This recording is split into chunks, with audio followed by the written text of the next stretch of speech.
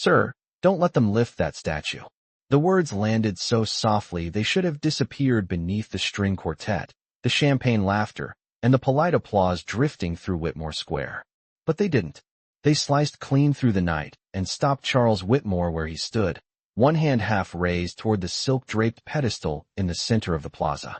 He turned slowly, the smile on his face fading by degrees, until his eyes found the speaker. She couldn't have been older than 9. Thin shoulders, brown hands peeking from the sleeves of a coat that looked 2 winters too old, braids pulled back with a ribbon that had started to fray at the edges. Naomi Carter stood just beyond the velvet rope, her chin tilted up, her eyes fixed on him with a steadiness that felt too heavy for a child. For one strange second, the whole square seemed to lose its rhythm. The fountain lights shimmered against polished black stone. Crystal glasses caught the gold glow from the overhead heaters. A silver wind moved through the crowd, carrying the scent of cold marble, damp leaves, and expensive perfume. Then Evelyn Whitmore stepped in front of him, graceful and immediate, her white coat spotless under the lights, her smile sharpened into something almost elegant. "Sweetheart, this area is closed," she said, her voice warm enough for cameras and cold enough for everyone else. "Security can help you find your family." Naomi didn't look at her. She kept her eyes on Charles. "Please," she said, and this time her voice trembled just a little, not with fear, but urgency. "Don't let them move it yet." Charles frowned.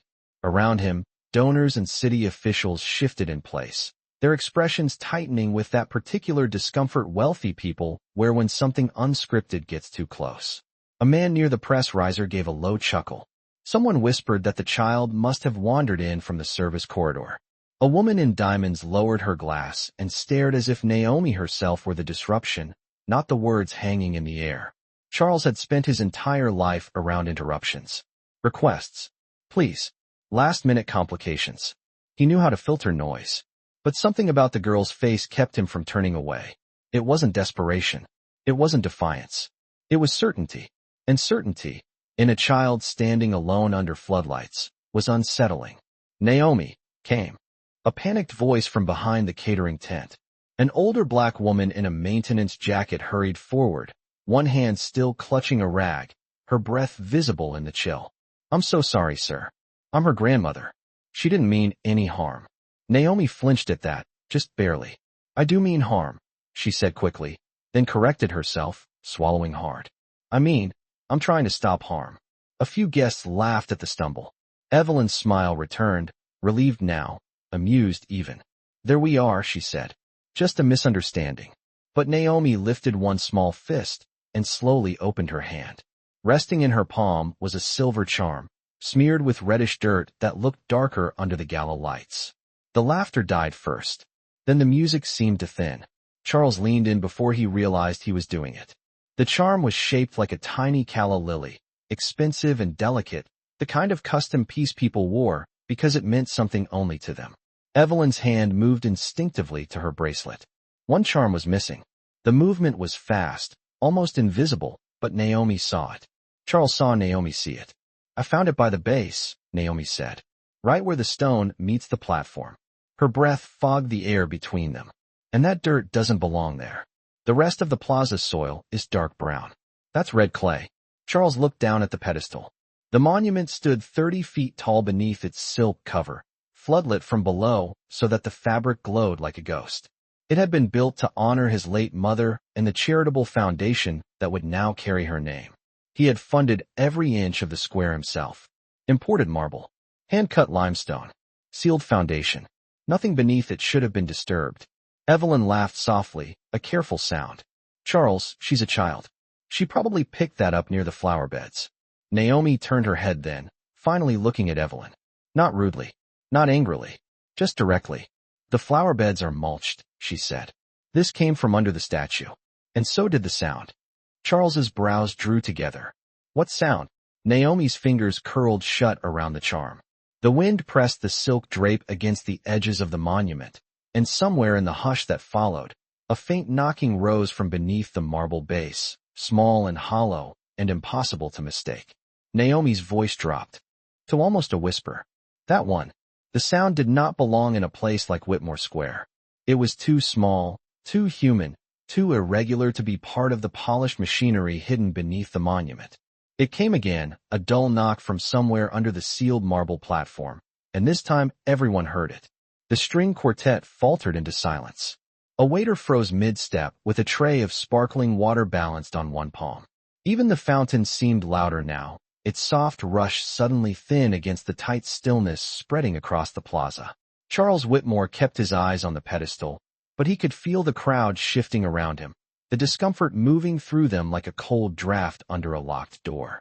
Evelyn recovered first. She always did. "It is probably expansion in the stone," she said lightly, touching Charles's sleeve with two careful fingers. "The heaters, the cold air, these old surfaces settle." Her smile was perfect again, camera-ready, charitable, patient, but it did not quite reach her eyes. Naomi saw that. She also saw the way Evelyn's left heel angled back half an inch, as if her body wanted distance before her face allowed it. Naomi knew that look. Grown-ups wore it when they had already decided what was true and needed the world to agree fast. "Stone does not sound like that," Naomi said. She had not raised her voice, but the words carried cleanly. Charles turned to look at her. Up close, she seemed even smaller under the white floodlights, and yet she did not fold in on herself the way children usually did when 100 strangers stared. She stood straight, one hand closed around the silver charm, the other hanging by her side, fingers dusty with the same red clay. Her grandmother, Loretta Carter, moved beside her now, breath uneven, her maintenance badge tapping softly against her jacket zipper.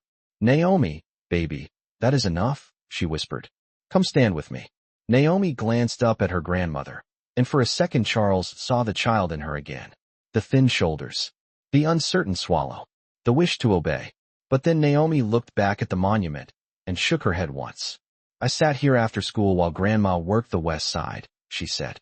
"I was drawing the drape because the light made it look gold on the bottom and silver at the top. Then I heard someone behind it last night." A murmur moved through the guests.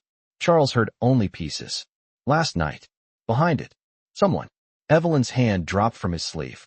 "Charles," she said, quieter now, "we do not need to indulge this. The press is right there." He did not answer. He was looking at the base of the statue, at the clean line where imported marble met the limestone ring. He knew the contractor. He knew the architect. He knew exactly how much had been spent to make the pedestal look seamless. And yet now that Naomi had pointed it out, he could see it. A roughness near the back edge, barely visible where one panel did not sit as flush as the others. The difference was no wider than a nickel, but it was there. One of the city councilmen cleared his throat and forced a laugh that fell flat. "Children have imaginations," he said. "That is all this is." Naomi's eyes flicked toward him, then back to Charles. "I do," she said. "But I also know what I saw." Charles took one slow step off the stage. His leather shoes clicked against the black stone, loud in the hush. He stopped just inside the velvet rope, close enough now to see the streak of red earth near the rear corner of the base. It had been wiped, but not well. A thin rust-colored crescent clung to the edge of the limestone like a fingerprint.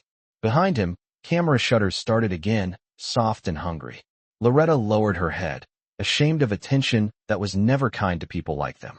Naomi noticed that too. She reached for her grandmother's hand without looking away from Charles. "There was a lady in a white coat," she said. "She came after midnight. I was waiting in the service van because Grandma was finishing inventory. The square lights were low, but I could still see her shoes. She knelt by the back corner and put something under there. Then she stood up too fast and dropped this." Slowly, as if the motion itself might change what was true, Charles turned toward Evelyn.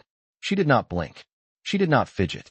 But for the first time all evening, her face had gone still in the wrong way, the way faces do when they stop performing.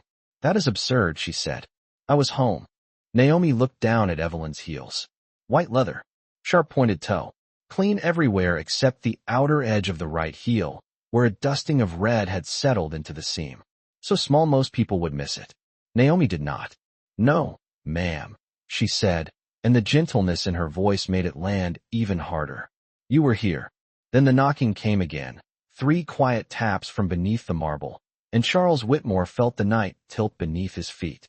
For a moment, nobody moved. The city councilmen stood with their practiced smiles half erased. The donors near the fountain held their glasses without drinking. The reporters, sensing the shape of a scandal before they understood it, angled their cameras with a silence more aggressive than noise. Charles Whitmore remained still at the foot of the stage, his gaze fixed on Evelyn, as if he were waiting for her face to return to the one he knew. It did not. She was still beautiful under the square's white lights, still composed, still wrapped in tailored elegance. But something in her expression had tightened into calculation. Naomi felt it before she could have explained it. Adults always changed a little when truth got too close. Their voices became softer, not kinder. Their smiles became smoother, not warmer. Evelyn stepped forward at last, her heels clicking against the stone with crisp little sounds that carried farther now that the music had stopped. "Charles," she said, almost laughing, "you cannot possibly be considering this.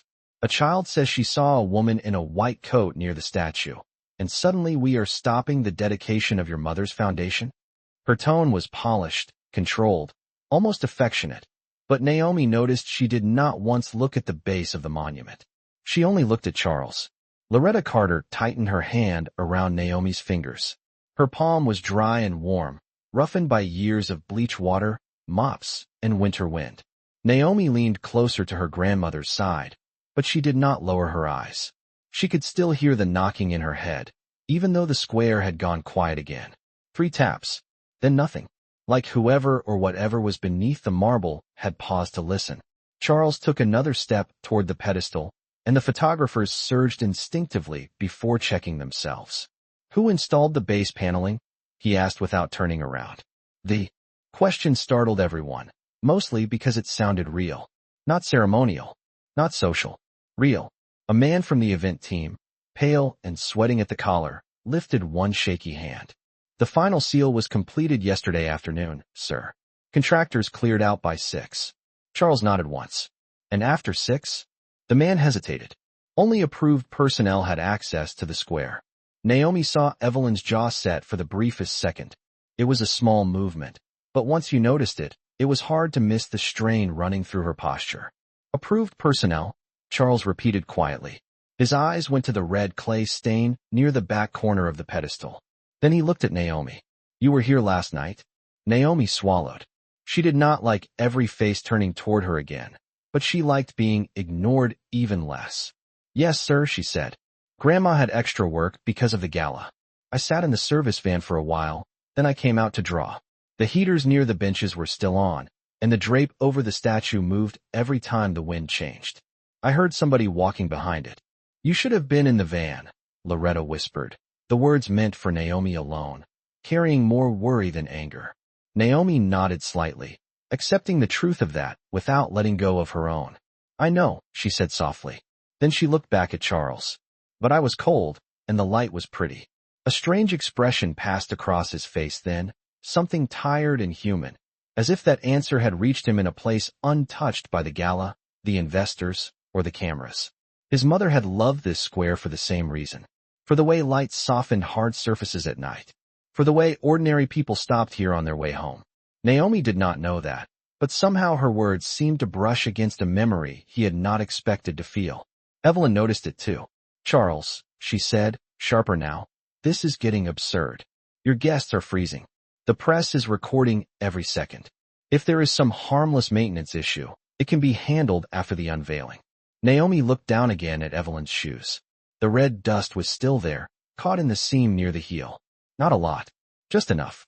She thought about saying it again, pointing it out in front of everyone, but something stopped her. She was only 9, but she knew what grown people did when they were embarrassed in public. They stopped listening and started protecting themselves. So she said the thing that mattered most instead. "Please do not lift it," Naomi said. The softness in her voice made several people turn more sharply than if she had shouted. "If the statue goes up, whatever is under there might fall deeper. Or break." Charles's head turned back toward her at once. "Why would you think that?" Naomi opened her fist again and looked at the silver calla lily charm in her palm. It was heavier than it looked, cool against her skin. "Because when the knocking started, it sounded closer to the back left corner," she said. "And when she bent down last night, she was not putting something in the middle. She was reaching along the edge, like she was trying to hide it fast." The event manager took a small involuntary step backward. One of the reporters lowered her phone, suddenly more interested in hearing than filming. Loretta's breathing had gone shallow beside Naomi, and Naomi could feel the fear coming off her grandmother in quiet waves. Not fear of what was under the statue. Fear of being near trouble that belonged to rich people. That kind of trouble always rolled downhill. Charles seemed to understand that too. His voice, when he spoke again, was lower than before. "Mrs. Carter," he said, glancing at Loretta, "you and your granddaughter are not leaving." Loretta blinked, startled. "Sir, you are staying right here," he said. "No one is removing either of you from this square." Evelyn's expression changed then, only for a second, but Naomi caught it. Not anger. Not quite. Something colder. Something like alarm, wearing good manners.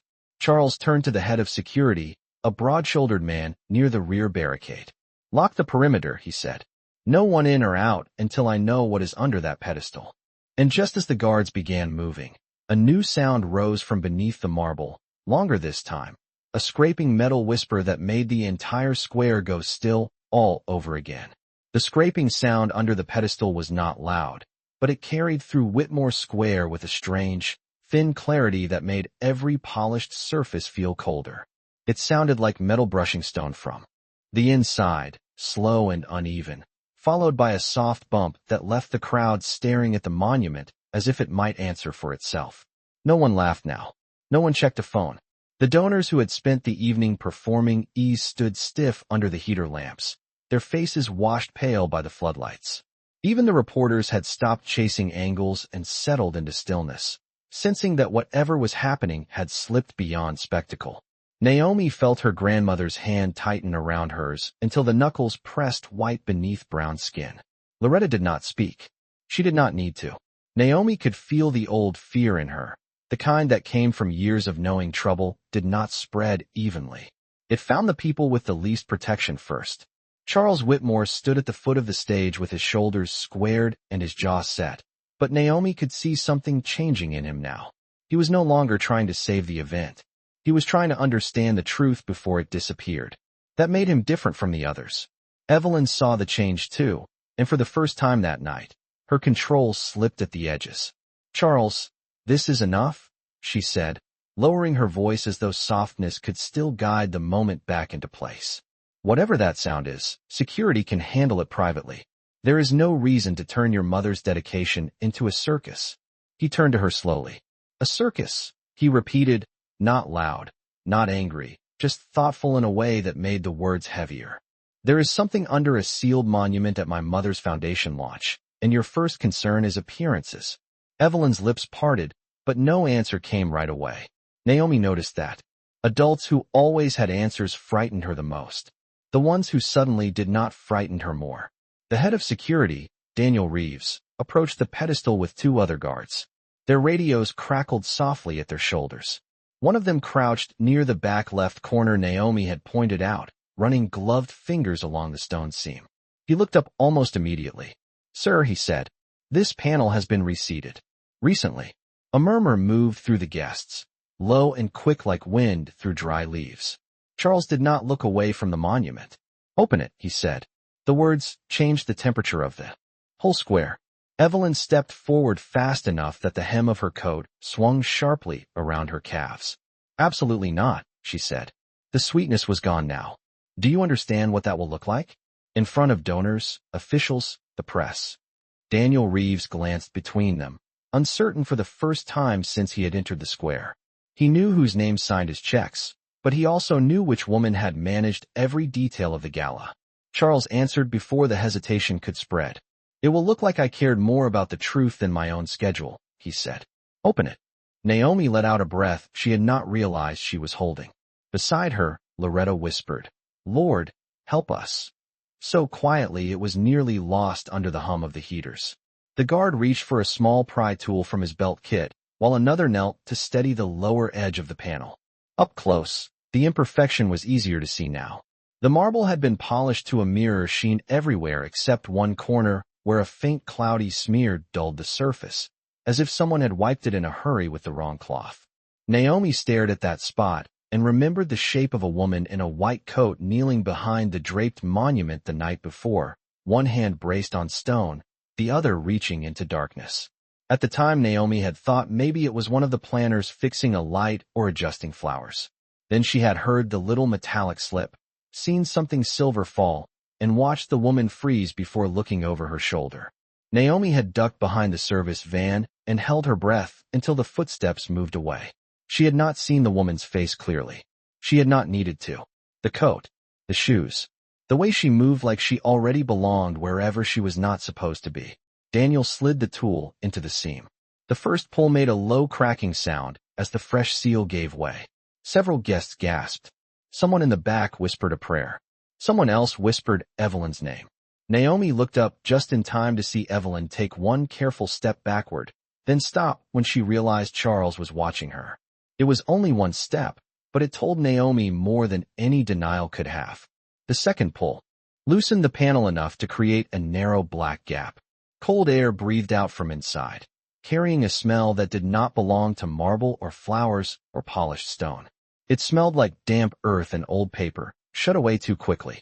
Daniel leaned closer with a flashlight, the beam cutting into the dark. For a second, he said nothing. Then his posture changed. Not fear. Recognition. He lifted his light higher and looked back at Charles, his face gone strangely careful. "Sir," he said, voice tight, "there is a box in there. And on top of it, there is an envelope with your mother's name."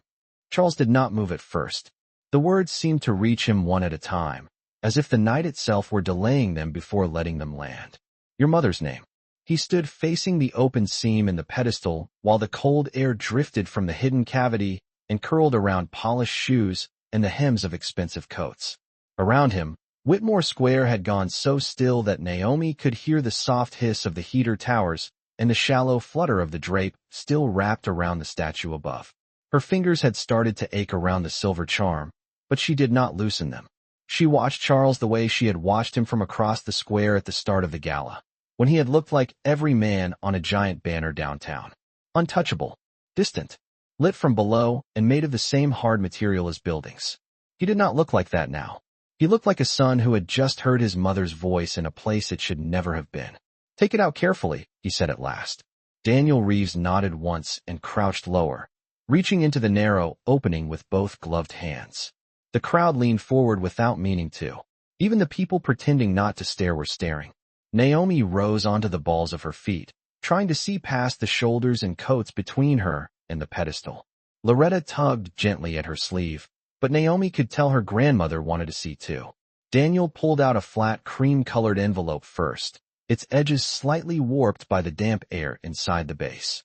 In the center, written in dark blue ink, were 3 words in a looping, elegant hand, "For Charles." Only. The sight of it changed Charles's face more than the box had. Naomi saw it happen. Something behind his eyes tightened and then turned inward. He took the envelope without speaking, his thumb brushing lightly over the handwriting as though he recognized not just the letters but the pressure behind them, the exact way the pen had moved. "That is impossible," Evelyn said. Her voice was low, but in the silence it sounded sharp enough to crack glass. "Marjorie Whitmore has been gone for 2 years. No one answered her. Charles was still staring at the envelope, and for one suspended second Naomi thought he might open it right there in front of everyone, beneath the lights and cameras and drifting fountain mist. But he did not. He slipped it into the inner pocket of his coat with a care so measured it made the entire crowd seem suddenly clumsy by comparison. "The box," he said. Daniel reached back into the cavity and drew out a metal lockbox about the size of a shoebox, dark gray, scratched along one side, with dried traces of red earth clinging to the bottom edge. It looked ordinary in the way dangerous things often did. Not dramatic, not glowing, just solid and wrong in a place where it did not belong. One of the reporters inhaled sharply. Another lifted a phone, then lowered it when Charles turned his head. He did not need to tell them not to record. His expression did it for him. Daniel set the box gently on a linen-covered catering table that had been wheeled over in haste. The white cloth beneath it looked absurdly delicate. "Was it locked when you found it?" Charles asked. "Yes, sir," Daniel replied. "But there is more inside the cavity." The words shifted the square again. Naomi felt them move through the guests like an electrical current. Daniel reached in one more time and removed a folded square of pale silk wrapped around something flat. He placed it beside the box and stepped back. "That is all," he said, Charles looked at the silk first. A faint gold monogram had been stitched in one corner, nearly hidden by dirt and moisture. Naomi did not know much about rich people's habits, but even she understood what it meant for a dead woman's initials to appear beneath a sealed monument dedicated in her honor. Evelyn did not step backward this time. She stepped forward. "Charles," she said, and her voice had changed again. It was softer now, more personal, stripped of its public shine. "Whatever this is, it does not belong in front of them." Them. Naomi noticed that. Not the guests. Not the press. Them. A crowd to be managed. Witnesses to be controlled. Charles looked at her then, fully, and the quiet in his face made Naomi's stomach knot. Angry people were easier to read. Quiet people could change an entire room without raising their voice. "That depends," he said. "Did you know it was there?" Evelyn's eyes widened just enough to show the effort it took to keep the rest of her still. "No," she said. "Of course not." Naomi looked from Evelyn's face to her shoes again. The red clay had dried more visibly now under the light, tucked into the edge of the right heel like a stubborn confession. Naomi wanted to say it. She wanted to point at the dirt and tell every person in that square to stop pretending they did not see what was right in front of them. But she remembered the way Charles had looked at the envelope, and she stayed quiet. This part no longer belonged to noise. Daniel glanced toward Charles. "Sir, I can have the lockbox opened off-site." Charles did not answer immediately. His gaze had drifted past the table, past the open panel, all the way to Naomi. It caught her off guard. She had expected gratitude, maybe suspicion, maybe nothing at all. What she saw instead was recognition. Not of who she was, because he did not know her. Recognition of what she had done. Of the fact that everyone with power in the square had missed what a 9-year-old girl sitting in the cold had noticed. "You said you heard the knocking before tonight," he said. Naomi nodded slowly. "Not loud," she replied. "Just little sounds.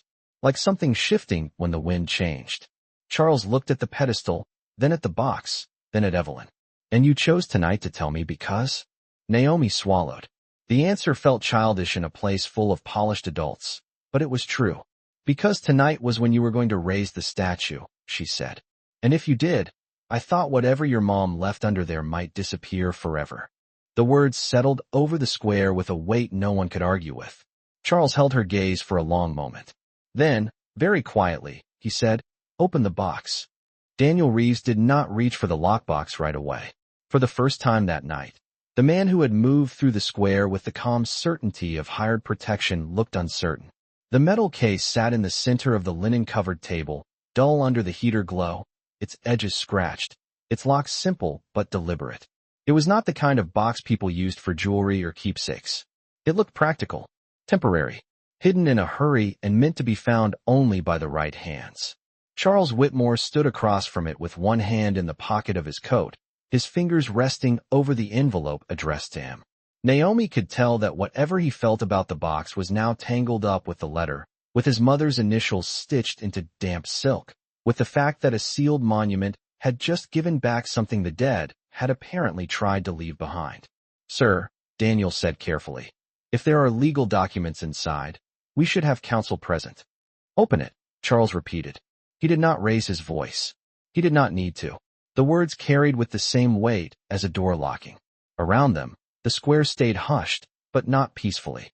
The silence had become crowded now, full of held breath, unfinished guesses, and the faint rustle of expensive fabric each time someone shifted their footing. Naomi stood close against her grandmother's side, feeling the rough nap of Loretta's maintenance jacket against her cheek whenever the wind changed. Her grandmother had not let go of her hand once. Naomi knew why. When trouble broke open around rich people, the poor did not watch from a safe distance. They got pulled into it, named in it, blamed by it. Naomi was only 9, but she had already learned that some rooms wanted the truth only after they had decided who could survive speaking it. Daniel took a small key ring from his belt. "This will not fit," Evelyn said suddenly. Her voice was light, almost dismissive, but Naomi heard something underneath it now, something tight and urgent. "Those utility kits are generic. If it is a personal lock, you will ruin it." Daniel paused. Charles looked at Evelyn slowly. "You seem very concerned with preserving the box," he said. "I am concerned with preserving your mother's legacy," Evelyn replied. She stepped closer, the heel of her right shoe clicking once against stone, and that tiny crisp sound made Naomi's eyes drop again to the seam where the red clay clung. It was still there. Small. Ordinary. Impossible to explain away if anyone cared enough to look. Then let us see what was hidden beneath it, Charles said. Daniel tested 2 keys first. Neither turned. The third slid halfway in and stopped. The fourth entered smoothly and caught with a soft metallic click that made the entire crowd seem to lean forward at once. Naomi felt Loretta's fingers tense around hers. Daniel glanced up for permission. Charles gave a single nod. The lid opened with a slow hinge creak, quiet but somehow heavier than any shout. At first Naomi could not see much from where she stood. Just dark foam lining and the corner of something pale. Then Daniel shifted slightly, and the contents came into view under the yellow-white glow of the patio heaters. There were 3 things inside. A flash drive in a clear plastic sleeve. A stack of folded documents held together by a gold binder clip. And a small black velvet notebook with worn edges. The kind people used when they wrote things by hand because they mattered too much to trust to a screen. Charles reached for the notebook first, then stopped himself and looked to Daniel. Gloves, he said. Daniel handed him a pair from his kit. The gesture was simple, but Naomi saw what it meant. Charles was no longer acting from shock. He was acting from care, from discipline, from the understanding that what was in front of him might already be evidence, memory, and confession all at once. Evelyn folded her arms across herself, not from cold, but from containment. A notebook could mean anything, she said. No one replied. Charles opened the cover. On the first page, written in the same looping blue ink as the envelope, were the words, "If you are reading this, then I was right not to trust the people smiling beside me." The square did not gasp all at once. It fractured into smaller reactions. A quick intake of breath near the press barricade. A whispered, "Oh my God," from somewhere near. The fountain. The soft clink of a champagne flute being set down too fast on a tray. Naomi looked up at Charles. His eyes were moving across the page, but his face had gone still again in that quiet way that frightened her more than yelling. He turned to the next line, then the next. "Charles," Evelyn said, and now there was no shine left in her voice at all. "Do not do this here." He kept reading. Naomi could not see the pages, but she could see his jaw tighten, then loosen, then tighten again. It was the face of a man walking through memory and discovering it had been rearranged while he was gone. Finally he looked up, not at the guests, not at the cameras, but at Evelyn. "She wrote this 3 weeks before she died," he said. The words came out low and even. "She believed someone inside the foundation was altering donor records and removing names from the original planning files." Evelyn's expression did not crack, but Naomi saw her throat move when she swallowed. Charles set the notebook down and reached for the clipped documents. The top page bore the Whitmore Foundation letterhead. Beneath it, columns of figures. Revised donor rolls. Property transfers. Amendment pages. Naomi did not understand all of it, but she recognized the feeling that moved through the adults reading upside down from a distance. Recognition. Not of every detail. Of enough. One of the city officials stepped backward. A donor near the heater tower muttered that this could not be right. Daniel took the flash drive from the box and held it up between 2 gloved fingers. A small white label had been fixed to the plastic sleeve. On it, in blue ink, were 4 words, "Original files. Keep safe." Charles stared at the label for a long second. Then, very slowly, he turned to the open cavity in the monument base. "There is more to this," he said, almost to himself. Naomi heard it too, not only in his words, but in the square itself. In the way the night no longer felt like a gala interrupted, but like a buried story beginning to rise. And then, from inside the empty pedestal cavity where the box had been hidden, there came that strange sound again, softer now, not a knock this time, but a little sliding whisper like paper. Shifting against stone, and every head in Whitmore Square turned back toward the darkness. The little sliding sound inside the pedestal cavity was so faint that Naomi almost thought she had imagined it. But then Daniel Reeves heard it too. His head turned sharply toward the opening, and the beam of his flashlight shifted back into the dark recess beneath the monument. The pale cone of light moved across rough inner stone, dust, and the scraped imprint where the lockbox had rested. Then it caught on something tucked deeper along the left interior wall, nearly flush with the back edge, hidden so flat against the stone that it would have stayed invisible if the paper had not shifted. "Hold on," Daniel said. His voice had gone lower, steadier, the way people spoke when surprise was giving way to procedure.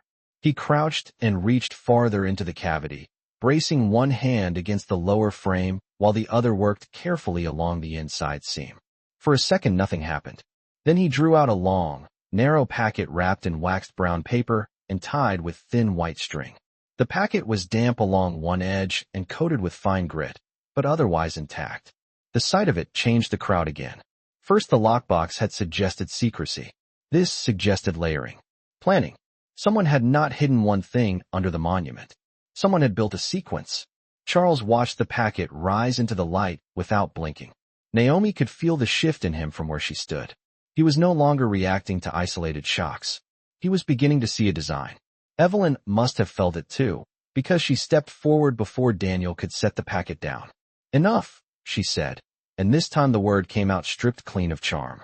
It was not loud, but it had an edge no one had heard from her all evening. Several guests turned toward her at once. Naomi saw Evelyn realize it half a second too late. Her face softened again, but the damage had already been done. "This has gone beyond discretion," Evelyn continued, trying to smooth the moment back into something polished and reasonable. "If these materials are genuine, they should be reviewed in private with legal counsel. If they are not genuine, then every second this continues is a humiliation to the foundation." Charles looked at her in silence. Naomi had seen adults argue before. At school pickup, in grocery lines, on buses. Usually the one who talked the most was the one trying hardest not to lose. Charles did not answer right away, and somehow that made the whole square listen harder. Daniel placed the waxed packet on the linen beside the notebook and documents. The brown paper bore a single handwritten label in blue ink, the same ink as the envelope and the notebook entry. "To be opened if they try to erase her." Naomi read the words by sounding them silently in her head. Erase her. The phrase landed differently than the others. The notebook had been about records and names and files. This sounded personal, human, like someone had been taken out of a story and needed to be put back in. "Who is her?" Naomi asked before she could stop herself. The question slipped into the square and stayed there. Loretta's hand tightened on hers immediately. "Baby," she whispered, more warning than reproach. But Charles answered. Not fast. Not like he already knew. He looked at the label, then at the notebook, then at the foundation program lying on a nearby chair with his mother's smiling portrait printed across the front. "I do not know," he said. "But my mother did." The answer passed through the crowd like a tremor. One of the older donors near the fountain took off his glasses and rubbed them with unsteady fingers. A woman from the City Arts Board stared at the packet as if she had started to remember something she wished she had not forgotten. Naomi noticed all of it. Adults were always telling children they did not understand enough, but children noticed the seams. The places where people became careful. The places where memory and fear touched. Daniel looked toward Charles again. "Sir." Charles nodded once. "Open it." Evelyn exhaled sharply through her nose. It was a small sound, but in the stillness it felt loud. Naomi looked at her and saw what she had been waiting to see since the beginning of the gala. Not just worry, not just embarrassment. Fear. Real fear, pressed behind perfect posture and expensive fabric. Daniel untied the string slowly, laying each piece aside with deliberate hands. The brown paper opened to reveal a plastic document sleeve. Inside was a black and white photograph, several folded pages, and what looked like an old cassette tape in a clear hard case. Naomi had only seen tapes in thrift stores and her school library's history display, but even she recognized how strange it was to find one beneath a monument in the middle of a modern gala. Daniel slid the photograph free first and held it up. The image showed a much younger Marjorie Whitmore standing outside a half-finished building lot, smiling into bright sunlight. Beside her was another woman, black, elegant, maybe in her 30s, wearing a belted coat and holding rolled blueprints against one hip. The two women stood shoulder to shoulder, not as patron and employee, not as strangers caught in the same frame, but as equals who had built something together. Charles took the photograph with both gloved hands. Naomi watched his eyes move over the faces, then freeze on the woman beside his mother.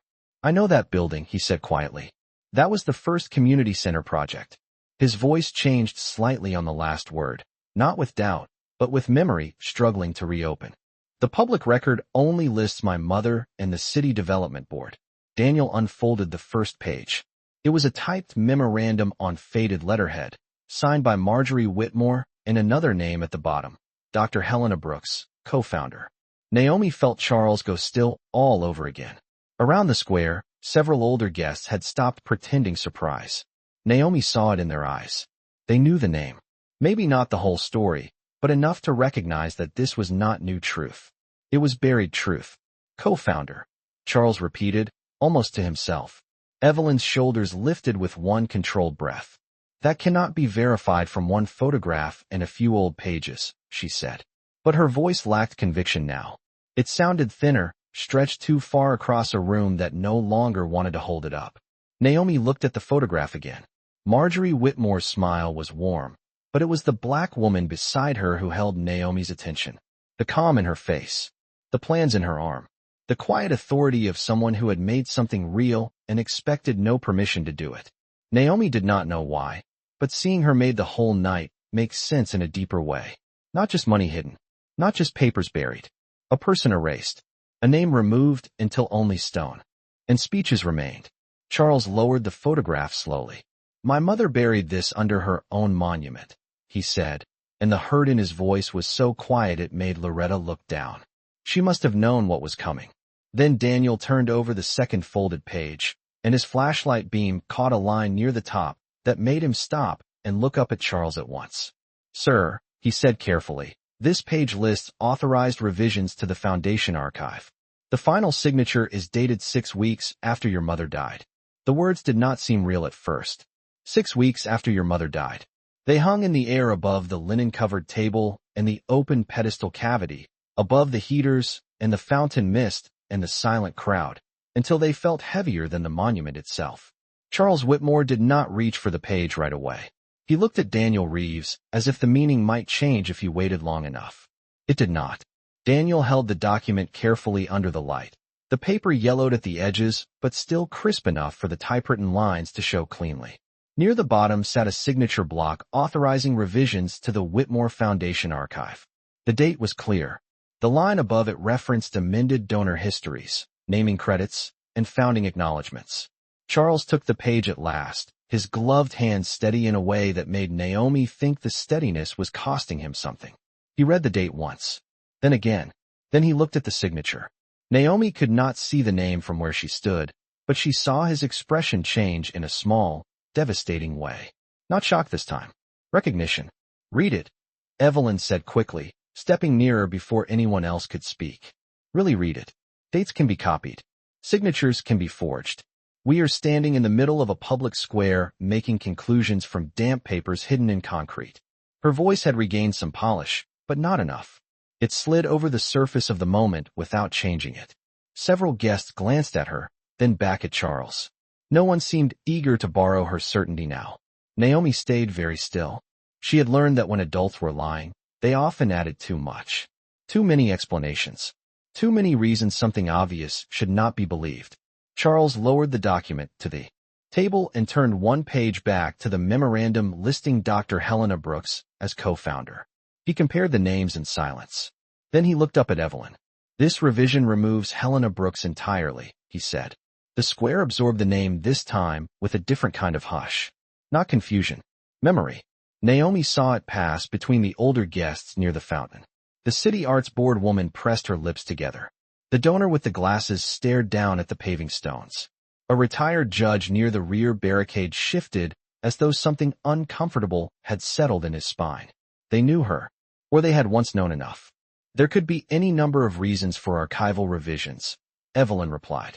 Administrative simplification, legal consolidation. A co-founder title might have been honorary. Naomi looked at the photograph again, still lying on the linen beside the notebook and the cassette tape. The black woman in the picture did not look honorary. She looked like someone who had drawn the lines, read the budgets, and stood in the sun while buildings rose from paper into brick. Charles seemed to see the same thing. Honorary people do not appear in private memoranda and original planning photographs, he said. His voice was quiet, but it had changed. There was steel in it now, not the loud kind, the kind that cut with less effort. Evelyn opened her mouth, then closed it again. Daniel glanced at the cassette tape. There is still this, sir. The old plastic case caught the light with a dull shine. A strip of masking tape had been fixed across the front, and on it, in blue ink, were written 6 words. For the day they deny me. Naomi felt a chill move through her that had nothing to do with the night air. Loretta rubbed her thumb once across the back of Naomi's hand, a small calming motion she had used since Naomi was little. It helped, but not much. The square no longer felt like a place. It felt like a secret opening itself in pieces. Charles picked up the tape case and turned it over. His jaw shifted. Is there a player on site? He asked. One of the event technicians, a thin man in a black headset who had spent the last 15 minutes trying to become invisible, lifted his hand halfway. In the production trailer, sir. We use a conversion deck for archival media sometimes. Charles nodded. Bring it. Evelyn took one quick step toward him. Charles, no. The words came out before she could smooth them. This time, everybody heard the plea inside them. Charles looked at her with an expression Naomi could not fully name. It was not anger alone. It was grief beginning to aim itself. You have objected to every single piece of evidence tonight, he said. The hidden box, the notebook, the photograph, the archive revisions. Now the tape. Tell me why. Evelyn's face held for 1 second, maybe 2. Long enough for everyone to watch her choose an answer. Because public institutions are fragile, she said. Because your mother's name is bigger than one disputed narrative. Because if you let emotion drive this, the foundation will be destroyed before any facts are verified. Naomi saw Charles absorb that. Not the words. The shape of them. Your mother's name is bigger than one disputed narrative. Naomi was only 9, but even she knew what it meant when someone talked about a person like a brand instead of a life. Charles set the tape down very gently. My mother is not being threatened by facts, he said. Only by what was done to them. The event technician hurried off toward the production trailer. Around the square, the guests no longer seemed like attendees at a gala. They looked like witnesses at the edge of a courtroom no one had expected to enter. The draped statue towered above them, floodlit and silent, while cold air continued to breathe from the opened cavity in its base. Naomi glanced at the pedestal and thought about the way buried things changed shape when they stayed hidden too long. They did not disappear. They pressed upward. They waited. Daniel lifted the typed revision sheet again and traced one gloved finger just above the signature block. Sir, he said carefully, there is a second notation here. Smaller print. It says the revisions were executed by authority of acting executive director pending board confirmation. Charles held out his hand. Daniel gave him the paper. Charles read the lower line, and this time when his eyes lifted, they did not go to the crowd or the tape or the photograph. They went straight to Evelyn. You became acting executive director 1 month after my mother died, he said. No one in Whitmore Square moved. Even the fountain seemed suddenly farther away. Evelyn's face remained composed, but Naomi saw the color drain from it in tiny increments, like light leaving a room. Yes, Evelyn said. Temporarily. Charles looked down at the page again. Then he turned it over, as if hoping the back might offer mercy the front had denied. It did not. When he spoke next, his voice had gone almost calm enough to whisper. Then tell me why your initials are next to the order that erased Helena Brooks from my mother's foundation. Evelyn did not answer right away. The delay itself became an answer of its own. Whitmore Square stood suspended around her, every polished shoe and lifted chin and half-finished breath held in the cold, as if the entire plaza had narrowed to the space between Charles Whitmore's question and whatever came next. Naomi could hear the fountain again now, thin and distant, and the low electrical hum from the heater towers behind the donors. Little sounds. Normal sounds. But none of them felt normal anymore. Evelyn kept her shoulders straight, her white coat smooth, her face composed with the kind of control that had probably served her well in boardrooms and interviews and charity luncheons. Yet Naomi saw it clearly now. The control was no longer natural. It was being maintained. Because Helena Brooks was not stable by the end, Evelyn said at last. Her voice was calm, almost regretful, as if she were offering a sad administrative truth no one else had been brave enough to say. A ripple moved through the older guests. Naomi caught it at once. Not agreement. Discomfort. The sort that came when a lie was dressed in the shape of something respectable. Charles did not move. Define stable, he said. Evelyn's eyes flicked to the crowd before returning to him. She became difficult. Unpredictable. There were concerns about how publicly attached her name should remain to the foundation. Your mother understood that the institution had to survive beyond personal loyalties. Naomi felt Loretta's hand tighten around hers again. But this time, it was not fear alone. It was anger, old and familiar, the kind that came when people used soft words to make something ugly sound reasonable. Naomi looked at the photograph on the table. Dr. Helena Brooks did not look unstable. She looked steady, capable, like the kind of woman people called difficult only after they had decided not to listen to her anymore. Charles seemed to see that too. He lowered his gaze to the photograph, then to the memorandum signed by both women, then to the revision order carrying Evelyn's initials. When he looked back up, something in his expression had settled. My mother buried proof beneath her own monument, he said quietly. She hid original files, a tape, a photograph, and a notebook warning me that people smiling beside her could not be trusted. And your explanation is that she agreed with you? Evelyn's lips parted, then pressed together. I am saying your mother made complicated choices under pressure. After she died? Charles asked. The words landed with no force in them at all, and that made them devastating. A few people in the crowd looked down immediately. One of the city councilmen removed his glasses and held them uselessly in his hand. The arts board woman closed her eyes for a brief second as if memory had become too embarrassing to watch. Naomi noticed all of it. Adults often thought silence protected them. Really, it exposed who had known enough to speak and who had chosen not to. Daniel Reeves stepped back from the table as the event technician returned from the production trailer, carrying a compact conversion deck with cables draped over one arm. The technician's face had lost all event smile professionalism. He looked like a man who had walked into a room expecting sound checks and found a grave opening instead. I can play it through the portable monitor, sir, he said to Charles. Audio too. Evelyn turned sharply. No. The word came out before she could soften it. And this time it was not just fear in her voice. It was urgency stripped bare. Several heads turned toward her at once. Naomi watched Evelyn realize it. Watched the tiny correction arrive too late in her posture, the breath she took before trying to gather herself back together. That tape could be edited, Evelyn said. Out of context. Damaged. Anything. Everything tonight has an explanation when it threatens you, Charles replied. He did not sound angry. He sounded tired in the deepest possible way. That is what I am starting to notice. Naomi felt something shift inside her at those words. Up until then, the night had belonged to discovery. Hidden boxes, letters, signatures, buried names. But this was different. This was the moment a powerful man stopped protecting the version of the world that had protected him. The technician set the deck on a service cart beside the linen table and carefully opened the cassette case. The tape inside looked old but clean, the plastic reels faintly amber under the lights. Daniel handed over the masked label. For the day they deny me. Naomi read the words again in her head, slower this time, and felt a chill move down her back. Deny me. Not deny this. Not deny the records. Me. A whole person reduced, then defended in advance by someone who had known exactly what kind of erasure was coming. Charles picked up the photograph one more time before the tape was loaded. He stared at Dr. Helena Brooks's face for so long that Naomi wondered if he was searching for pieces of someone he should have known already. Maybe he was.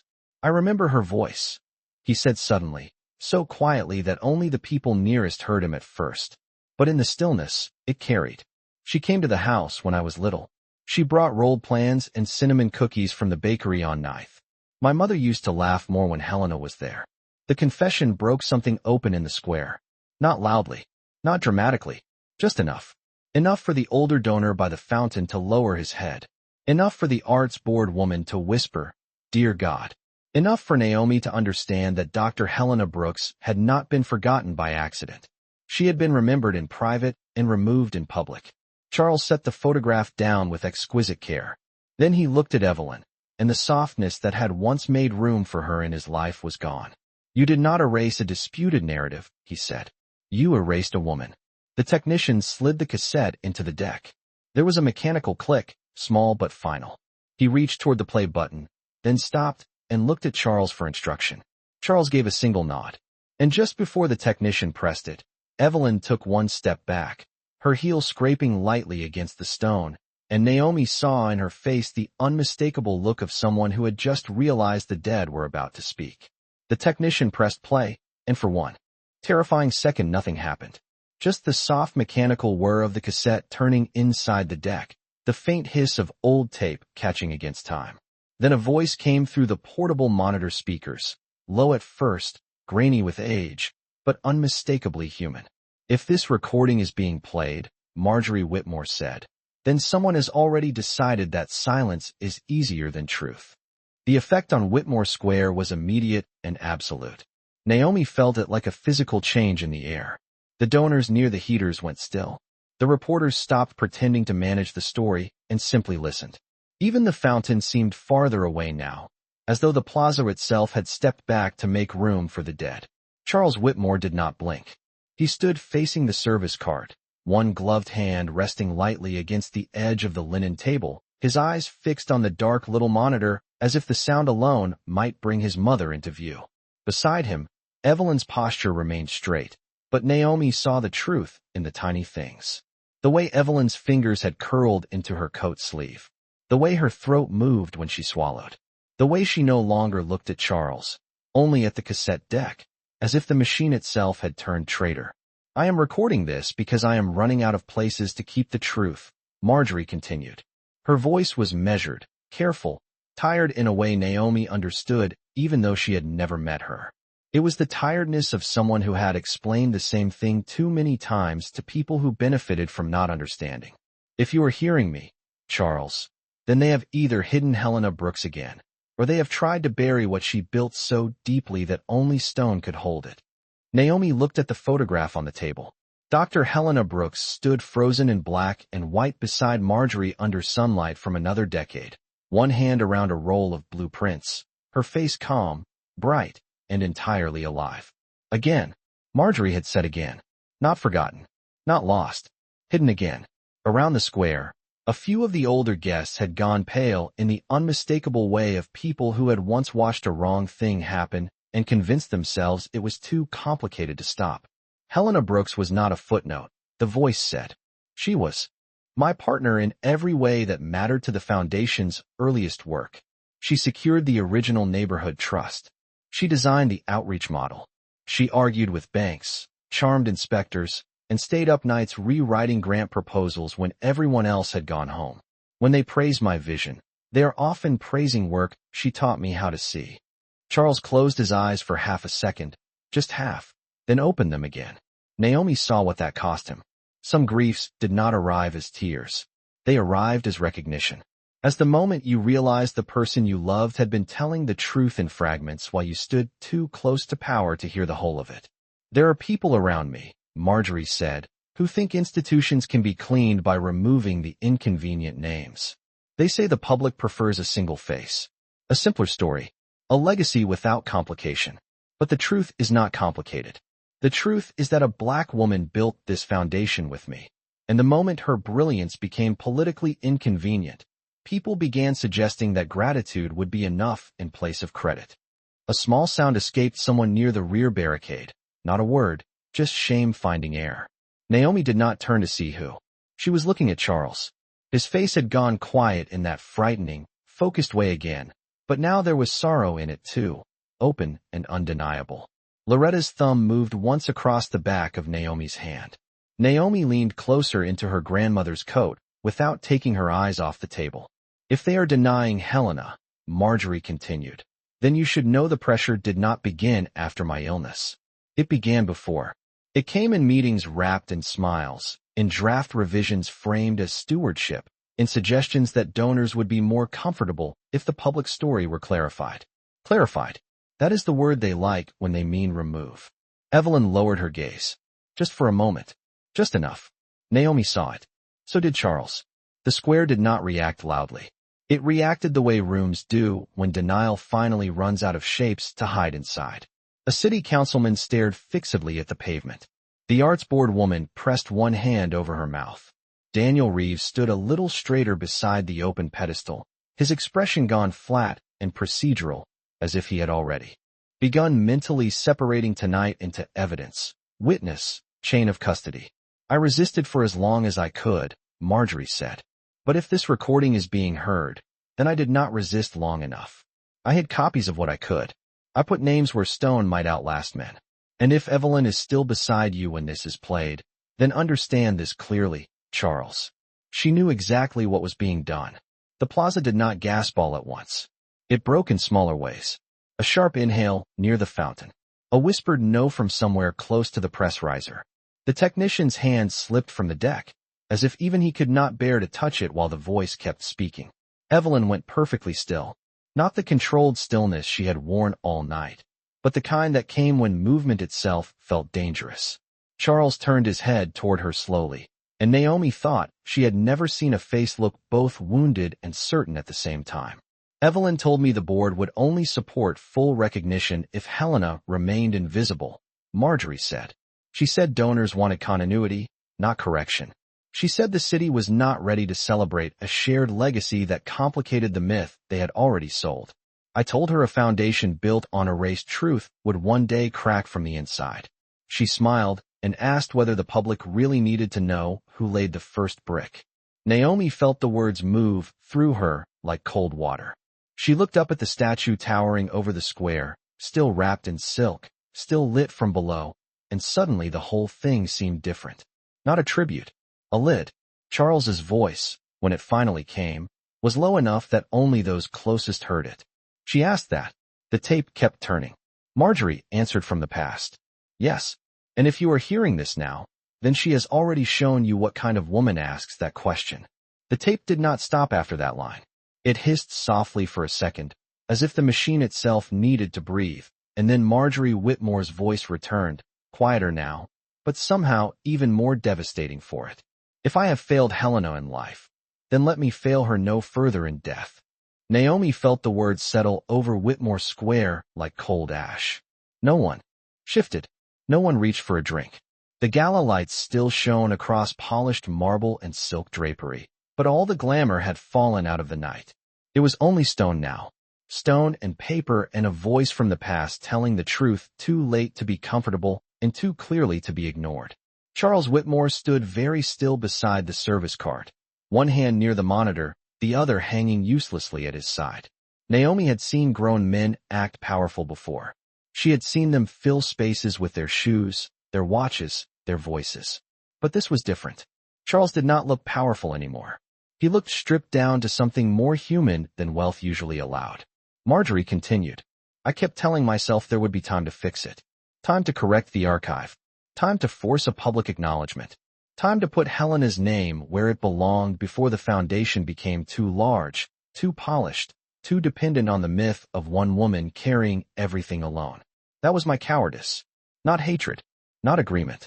Cowardice. Evelyn's face had gone so still it no longer looked controlled. It looked emptied. Naomi watched her from the edge of Loretta's coat and understood something she had not had words for before. Some people did not panic with noise. They panicked by becoming perfectly quiet, because their mind was moving too fast for their body to keep up. Charles lowered his head for one brief second at the word cowardice. When he lifted it again, his eyes were wet, though his voice, when it came, did not shake. She knew, he said, not to anyone in particular. She knew she had not done enough. The tape kept turning. If you are listening, Charles, then I need you to understand what Helena protected. Not my reputation. Not donor confidence. People. Families. Neighborhoods. She built the trust model that kept lenders from swallowing the Southside lots. She insisted that local mothers sit on planning boards. She made me see that charity without shared power is just decoration. They could tolerate her brilliance in private. They could not tolerate her authorship in public. A woman near the arts board let out a shaky breath that sounded almost like a sob swallowed too quickly. One of the older donors removed his hat, though there was no reason to, and held it against his chest. Naomi noticed these things the way children always noticed what adults wanted no one to see. The little cracks. The gestures that arrived before pride could stop them. If Helena's name has vanished from the foundation records, Marjorie said, then so has the truth of why this work mattered. A black woman was good enough to build the structure, but not acceptable to become its face. That is not an accounting error. That is a moral failure. Naomi felt Loretta's grip change again, not tighter this time, but warmer, as if her grandmother's anger and grief had found each other and settled into something steadier. Naomi looked up at her, and Loretta was staring at the table with tears gathered but unshed, her jaw firm, her chin lifted. Naomi had never loved her more. Charles turned slightly then, just enough that his gaze found Naomi across the narrow distance. The look was brief, but it held something that made her chest tighten. Not gratitude yet. Something deeper. Recognition of who had brought this moment into the light. Then Marjorie's voice sharpened with effort through the old tape hiss. Do not let them tell you this is about preserving me. It is not. It is about preserving the kind of story that comforts powerful people. One white founder. One elegant widow of civic generosity. One clean legacy. Helena ruined that story by being indispensable. Evelyn understood this faster than the others. She did not create the prejudice in the room. She simply learned how to profit from it. This time the reaction was visible. A councilman closed his eyes. The arts board woman turned away altogether. Daniel Reeves remained motionless, but Naomi saw him glance once at Evelyn with the detached alertness of a man recalibrating not just suspicion, but responsibility. Evelyn finally moved. Only a little. Her right hand lifted to smooth the collar of her coat, then stopped halfway when she realized everyone could see it trembling. She lowered it again. Charles noticed. So did Naomi. There is one more thing, Marjorie said, and her voice grew softer, almost fragile beneath the tape hiss. If I did not live long enough to correct this publicly, then open the envelope first and the blue folder second. The folder contains the original board minutes, donor correspondence, and Helena's signed development drafts. They were copied before revision. Charles, if the woman standing beside you tries to tell you that she was protecting my wishes, know this clearly. My wishes were never the problem. Her ambition was. The words landed with a force silence could not absorb. Evelyn closed her eyes. Just once. Just long enough for Naomi to see that whatever defense remained had cracked. When Evelyn opened them again, she looked older, not in years but in truth. Charles did not turn to her immediately. He was staring at the table, at the photograph, the memorandum, the revision sheet with her initials, the little cassette deck still spinning the last inches of tape beneath the heater's low hum. Finally he faced her. You stood beside me while they unveiled a monument to my mother, he said quietly. And under it, you buried proof that she was begging me to undo what you had done. Evelyn's mouth parted, but no sound came. Marjorie's voice returned for the final time, thin now, nearly swallowed by static. If you want to honor me, Charles, do not raise stone over a lie. Raise the name they buried with it. Then the tape clicked softly to its end, and in the silence that followed, Naomi heard something she had not expected. Not outrage, not applause, just the sound of several adults beginning, all at once, to look ashamed. No one spoke for several long seconds after the tape stopped.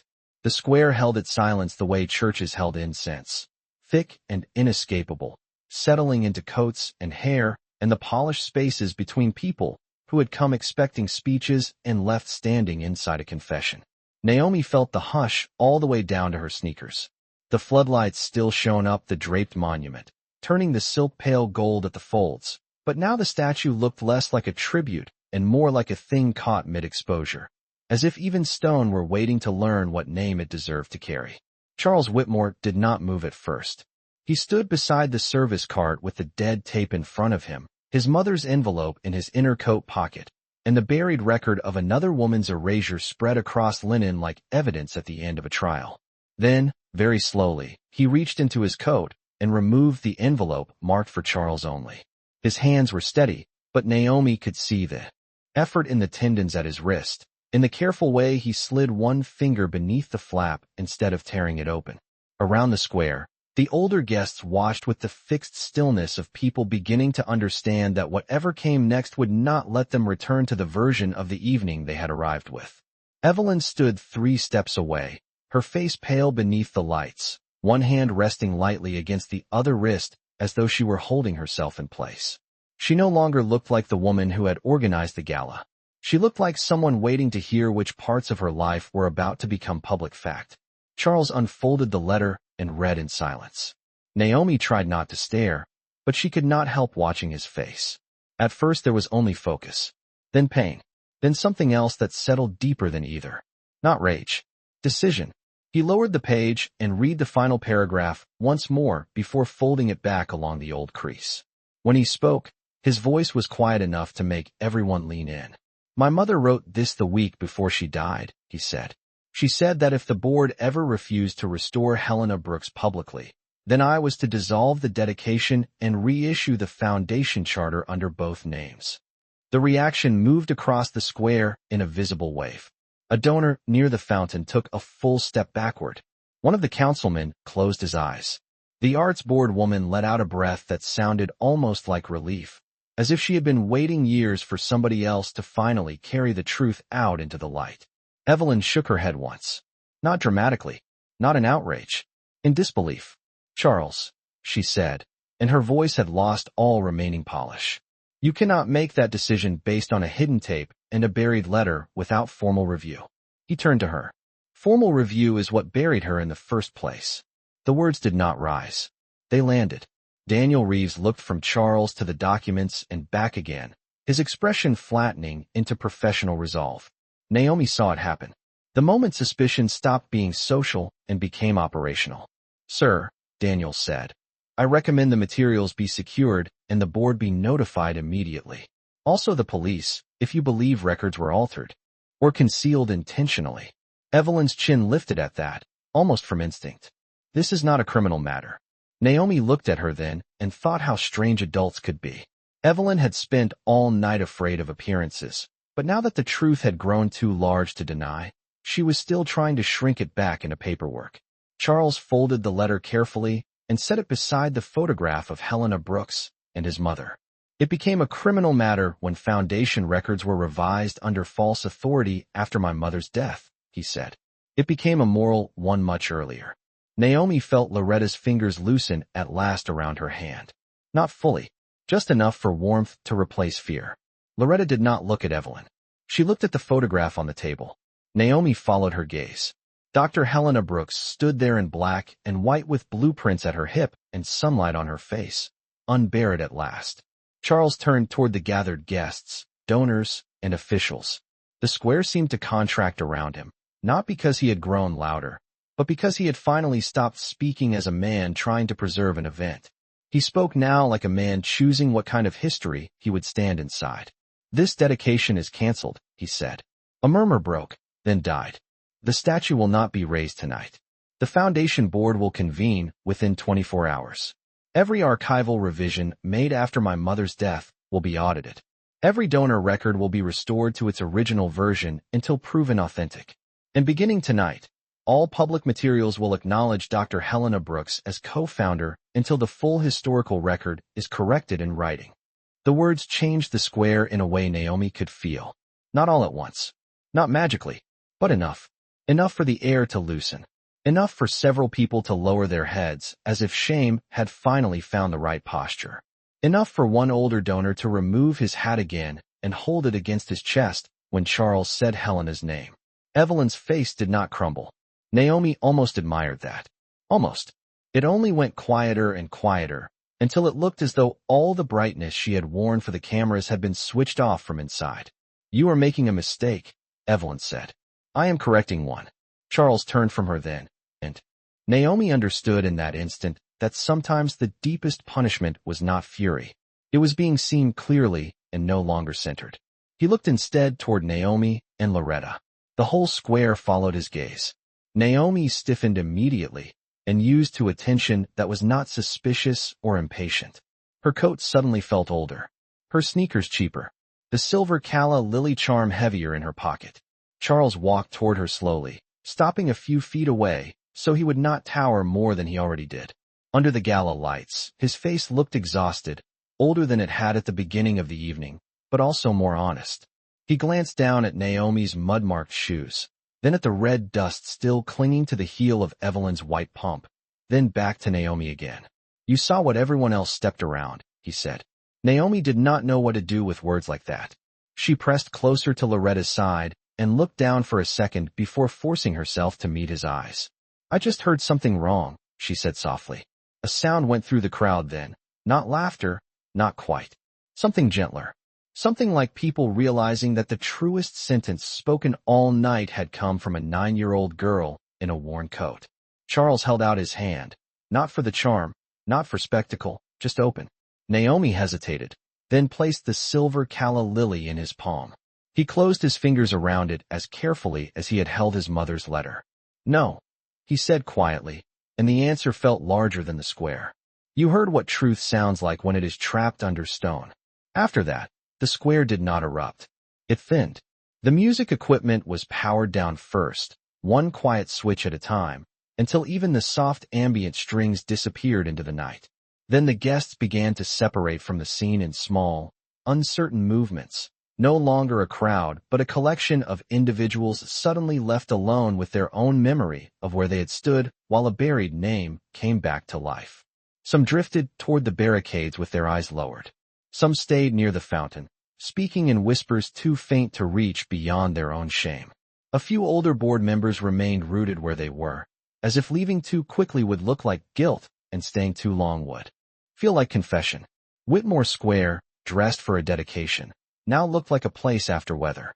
The heater towers still glowed. The draped statue still stood floodlit and unresolved. The linen-covered table still held the photograph, the notebook, the revision pages, the tape deck, and the letter that had changed the shape of the night. Daniel Reeves quietly directed 2 officers from the city detail toward the documents. They approached with the careful restraint of people who understood that sometimes the most explosive thing in a public square was paper. Evidence bags appeared. Photographs were taken. The open cavity at the base of the pedestal was measured, documented, then shielded from view with portable black screens that did nothing to hide the fact that the secret had already escaped. Evelyn Whitmore remained where Charles had left her, not handcuffed, not dragged away, not made into a spectacle. Naomi noticed that and understood it in a child's clear way. Charles was not trying to humiliate her. He was simply no longer protecting her from the truth. That was its own kind of ending. Evelyn's white coat, perfect at the start of the evening, now carried a faint smear of red dust near the hem. One heel still held that stubborn line of clay in the seam. No one had pointed it out aloud. No one needed to. The night had already done the pointing for them. Loretta bent at last and adjusted Naomi's scarf where it had slipped sideways under her chin. Her hands were gentler now.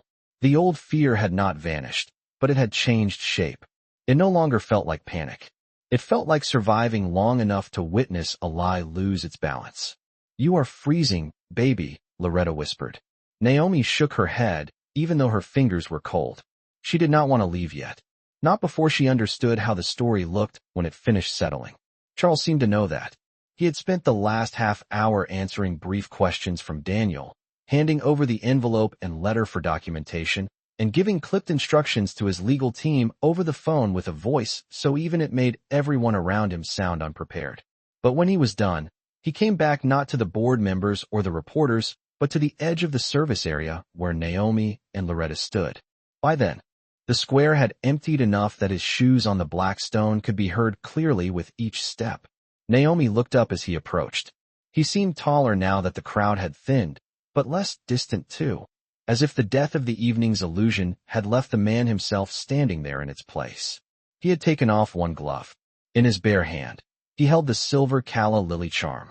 In the other, folded carefully, was a clean white handkerchief from the catering table, and inside it Naomi could see the shape of something small and rectangular. Mrs. Carter, Charles said first, his tone respectful in a way it had not needed to be before and therefore mattered more.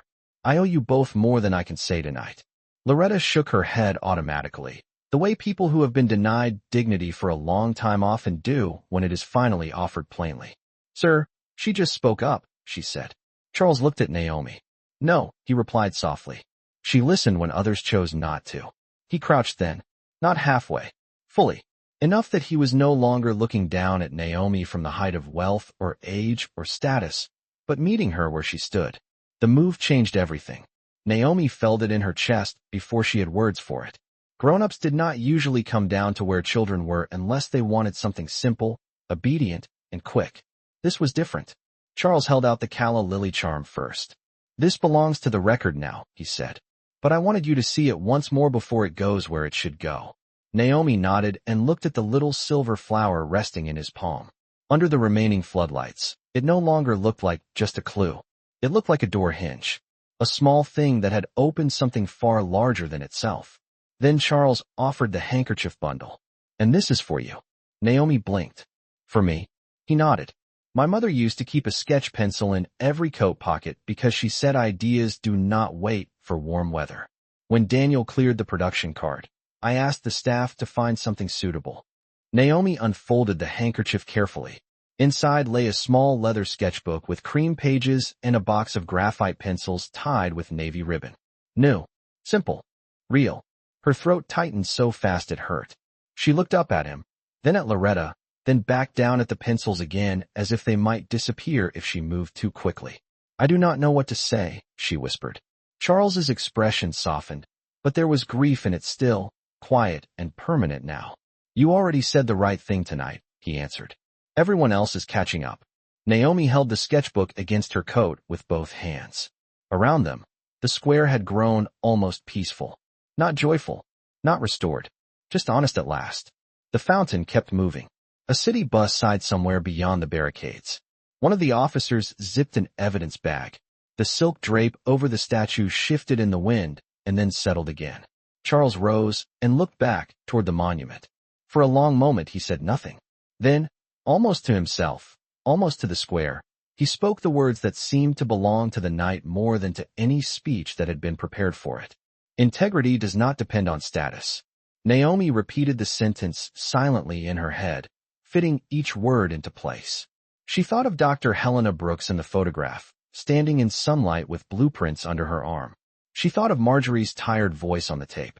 She thought of the red dust on Evelyn's white heel. She thought of the knocking beneath the stone, patient and small and impossible to ignore once heard. Charles turned back toward her one last time. "Tomorrow," he said, "the board will receive a motion to rename this site the Whitmore Brooks Foundation Plaza, and the statue stays covered until the inscription is recut." Naomi nodded, even though she had not known monuments could change once built. Maybe that was the point. Adults always acted as if stone meant final. Tonight had taught her otherwise. Loretta wrapped an arm around Naomi's shoulders, and together they started toward the service gate at the edge of the square. Naomi looked back once before they reached it.